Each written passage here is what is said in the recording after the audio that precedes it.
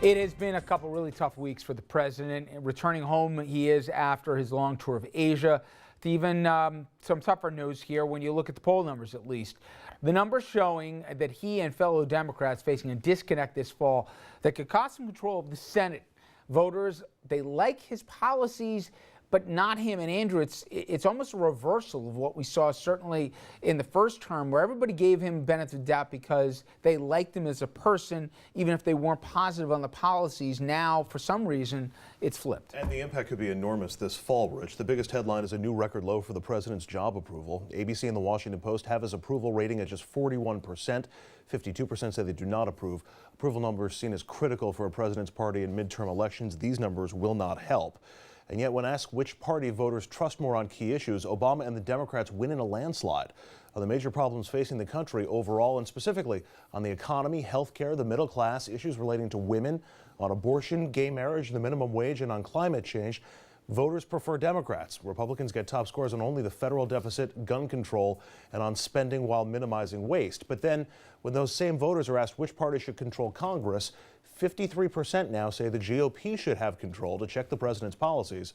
Only 39% say Democrats should run Capitol Hill to help support Obama's policy agenda, Rich. You know, Jerry, I'm fascinated from your perspective because I'm going to generalize, I guess, but I would think from the people you see in your audience, let alone the people viewing at home or the people even on the stage, when it comes to issues of getting health care for the first time, when it comes to issues of minimum wage, who could get impacted, unemployment insurance, we go down the line that Andrew just rattled off. They've been more positively impacted in the last 5.5 years than they certainly were in the 8 years prior to that. Right. But if I ask them if they support the president, what would they say? It almost depends what part of the country they're from. Really? It's really kind of interesting. I mean, up here, I think they'd say they support Obama. If you go down south, but you get people from a cross-section of the country that come in and appear that's and what I'm watch, saying. It depends. I'd say that is more of a factor right now. We have pop culture politics, and therefore, most people don't get involved in the intricacies of policies and what is this program going to do and what is that tax. They're not involved in that. You know what, 90% of America didn't know where Crimea is, you know. So it's not like they're into every single... Do they know, though, that if they're making $7.50 an hour, let's say, wherever they are, that if somebody's fighting them to get them $10 an hour versus somebody who doesn't want to give it to them, do they know which party's for them? Well, apparently so, because whenever, and you know, Obama ran into problems before the last election.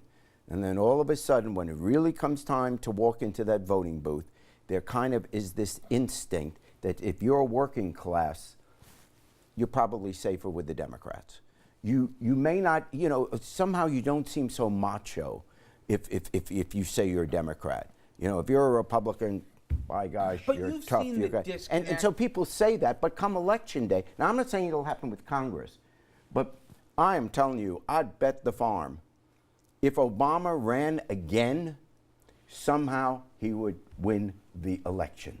Because all this chatter would go... Can you put your finger on the disconnect between, if you're middle class, lower middle class, or let alone at the bottom end, it's not a debate who's got your interest in mind, at least on socioeconomic policies. But there's a disconnect. And is it because, as Dominic sometimes says, nobody wants to admit it, he's a black guy?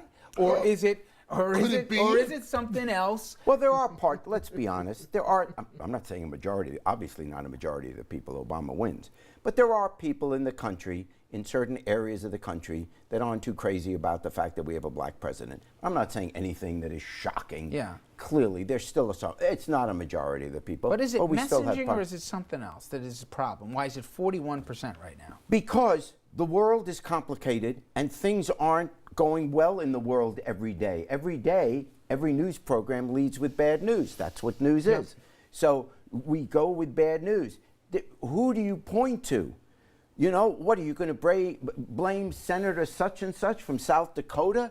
No. The only thing people think about politics, if everything's going well, we love the president. If things are going bad in the world or there are problems, they could have nothing to do. Let's be honest. Obama had nothing to do with Russia going and grabbing the Ukraine, all right? That's not Obama's fault.